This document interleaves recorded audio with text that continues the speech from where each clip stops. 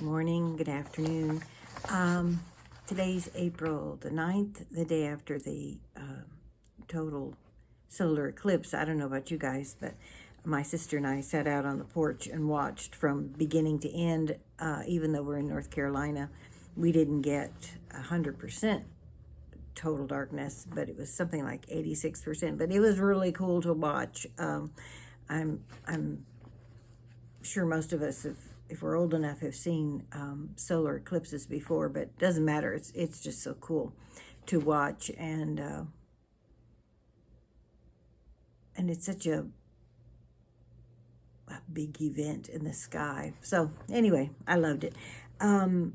Today I wanted to talk about a little bit. I don't want to do a lecture, but it's basically about meditation. Styles, types of meditation, and mantras and mudras. There are some basic meditation styles, and what I find interesting is that having meditated for a long time, I often, I'll say, mesh them together some of the time. I was taught originally with a meditation style that uses a mantra, which is the repetition of a sound or a word or words. The Om sound is something that I do. Om chanting is not, it's pretty commonplace for people to know what that is, even if you're not into meditation. But I use the Om chant to start my day. Usually, I light a tea light candle and some incense, and I usually use a few repetitions of Om to just set the vibration for the day. And it's simple. Om, Om. It's very simple. I was taught originally, my teacher bestowed upon each of us a specific mantra that was to be utilized by each of us alone, and that is ingrained. I repeat that mantra subconsciously if I'm awake, and sometimes I think when I'm asleep, because it's been such a long time. But what it does is focuses the mind, allowing an individual to really let go of the mental chatter, the mental noise that comes with being human. That's how we operate here. If our mind is not functional,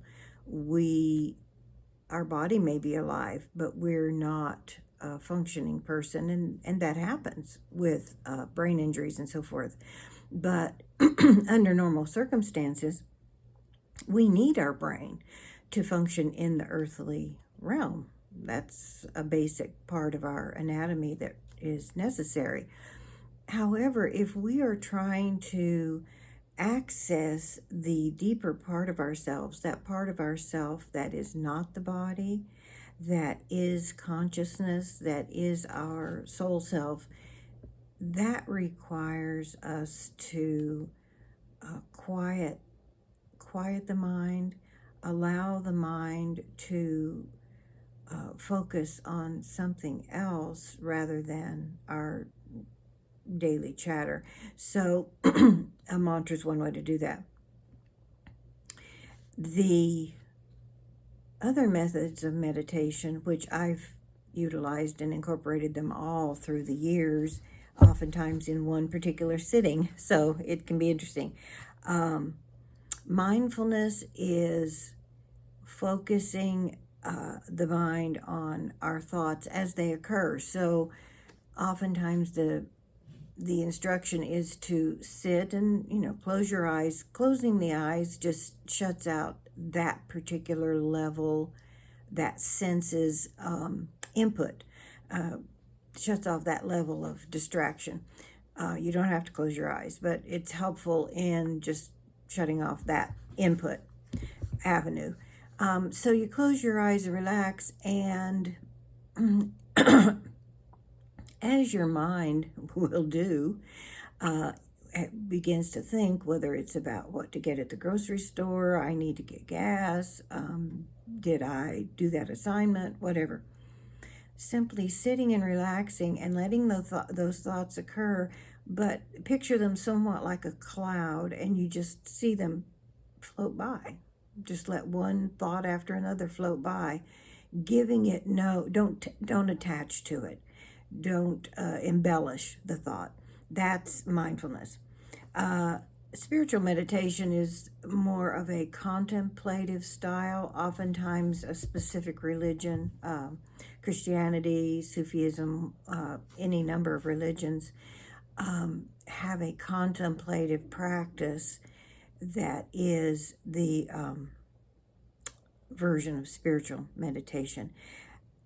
Focused meditation is using the five senses, concentrating on one thing. For example, that's the using the rosary beads, the mala beads, listening to a gong, staring at a candle flame, which I happen to really enjoy that as a focal point, just really kind of becoming one with the candle flame. Counting your breaths is a very effective focal point. And moon gazing, which I have not found that particularly useful for myself, but hey, I'm for whatever works. Movement meditation, a lot of people think of yoga when they think of that, the hatha yoga poses, but walking meditation, simply walking and allowing your mind to relax into what is just right in front of you. Gardening, anybody who practices, it may even be playing an instrument, but Tai Chi, Qigong, all of those movement practices, one can enter a state of flow that is what you may wish to achieve when you're meditating. And I'll come back to that word achieve and meditation in a minute. Transcendental meditation is a particular style of meditation developed by Maharishi Mahesh Yogi years and years ago, and is taught using a mantra which you are given. And that's a business now. That's a very thriving business practice to sell teaching transcendental meditation. And that's a subject I don't want to get on, not TM. I mean, I think TM is extremely valuable, but the idea of turning our spiritual practices into our business, that's one of those subjects I can get kind of wired up about, so I won't do that right now. The progressive relaxation, many people utilize that and don't think of it as meditation. Trying to get to sleep is a great way to use the progressive relaxation, generally starting at the top of the head and focusing on allowing the muscles to relax, going down and down the body until the entire body is completely relaxed. Sometimes it involves tightening the muscles in a given place and then releasing them to experience that relaxation. It's really great. I don't generally want to fall asleep when I'm meditating. I do anyway sometimes, though I sit up when I meditate. That's why I don't lay down. But you can lay down and meditate, and there's no reason why not. The idea is to keep your spine straight, so you're trying to sit in an upright position as much as possible, or lay flat so that your spine is straight. But if sleep is an issue for you, progressive relaxation is gosh, it's great. So you can even find those kind of things on YouTube by the bazillions, and they're awesome. Loving kindness meditation, which I bumped into years and years and years ago with a meditation teacher, Jack Cornfield. He's famous. Jack founded a meditation center in New York, I believe it was. Gosh, maybe the 70s. And then I'm hitting my camera. Subsequently has founded years ago a center in California, which I can't remember the name of right this minute, but Jack Cornfield, if you're ever looking for a teacher to experience their wisdom, he's got books, he's online, he has a website, just so much wisdom to impart, and he's been teaching for decades. But Jack Cornfield's loving kindness meditation is the one that I used and still do. And it is a repetition, and you can vary the words, but I'm a great practitioner of repetition. I like to make, particularly if it's a good habit, I like to repeat, and it just becomes second nature. But his loving kindness meditation is just wonderful, and we'll do that one of these days, just that all by itself. It's really, really awesome. Visualization meditation, which when I do guided meditation, it generally always involves that. And it's using your imagination to create a scene and trying to use all your senses, if you can, to make it very vivid. And the practice with visualization is oftentimes a religious practice and may utilize a revered figure, the guru, whomever one wishes to utilize as kind of a focal point. But again, creating a very focused, distinct scene in which you are experiencing that state of flow and communion with your higher self. So those are the types of meditation, and honestly, I don't think it matters. Choose one, choose them all, mix them up, whatever works for you. I'm having the hardest time keeping from gonking my camera. I'm sorry. The mantras are something that you can create your own, or go online and Google. I'm telling you, Google is our friend, and of course has been for a long time. But if I have a personal mantra that was given to me, one that I know is utilized by many is Om Mani Padme Um. And you can look that up, Om Mani Padme Um, if you want to use one of kind of an Eastern nature, or just Om. But mantras are a really great way to focus the mind in order for your own distractive thoughts to disappear, basically. So I personally am very much in favor of a mantra, but you can utilize any style of meditation. It doesn't have to be one with a mantra. Now, the mudras are hand positions, ways to hold your hands and fingers, which all is based on the science of the energetic circuitry of our body. Now, anyone who's heard of Reiki understands the energy that we utilize that flows through our body. It's a healing modality. Utilizing our inherent energetic flow in our body through hand movement can enhance our experience for a variety of reasons. I really encourage you to Google mudras. There are many, many, many, many, many, many, many mudras. Some are easier to do than others in terms of being complicated, I'll call it. A very common one, and I'm not going to try to pronounce the name of it, is to put your thumb and pinky and ring finger together, leaving these fingers up, and both hands. And this is very for your own well-being and healing. If you can hold that mudra, just lying your hands on your thighs or in your lap with that mudra, your fingers in that position, is very beneficial. I personally, I'm a keep it simple person on almost anything if I can.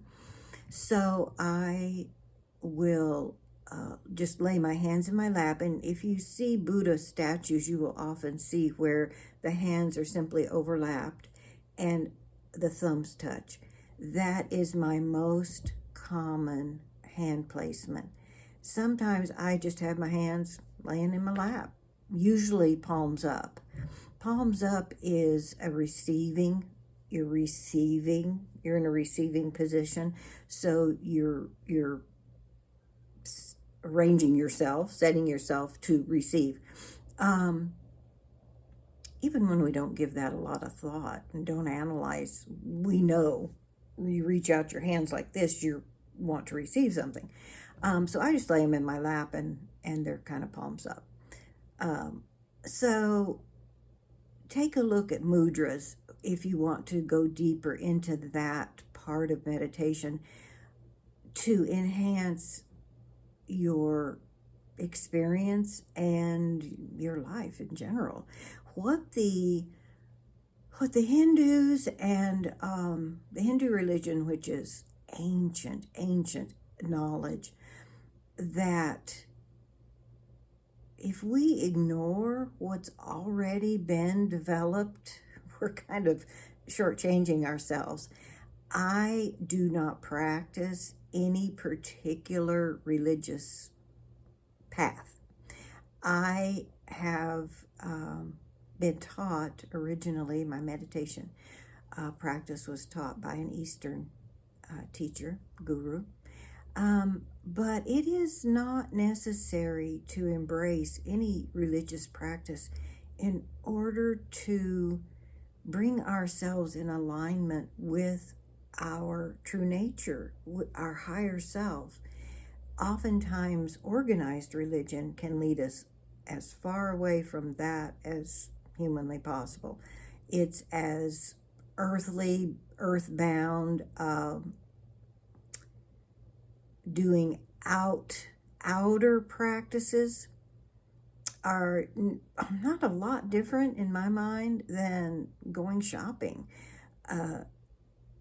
Where we need to be is quiet and inner. Our inner life is where we access our true wisdom. And oftentimes that idea of being in the flow is the idea of accessing that higher self without being distracted by other thoughts. And musicians, creatives, oftentimes people who paint, crochet, there are a number of things that one can do that you end up just dropping into that flow of being rather than thinking, being rather than doing. You simply are in those moments for however long that lasts. So back to the point I'll make briefly before I say goodbye is there a goal to meditating? What are we trying to achieve? I cannot emphasize enough that of all the things we do here on earth, 100% appears to be goal-oriented, that we do everything for a reason. And while those are the only words I can use. That's the vocabulary we have for why. Why do you do anything? Well, here's why. This is my reason. Well, think of meditating rather than being goal-oriented.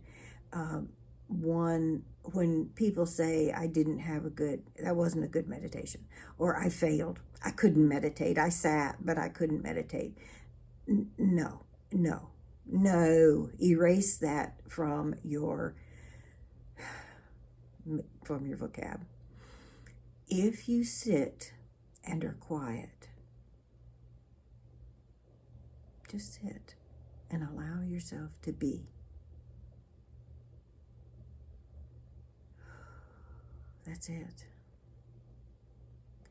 Anything you do beyond that, mantras, mudras, postures, movements, anything you do beyond that deepens your understanding of yourself, your higher self, and allows you to connect that in every way that you can over time to your existence here in this incarnation, will be of value.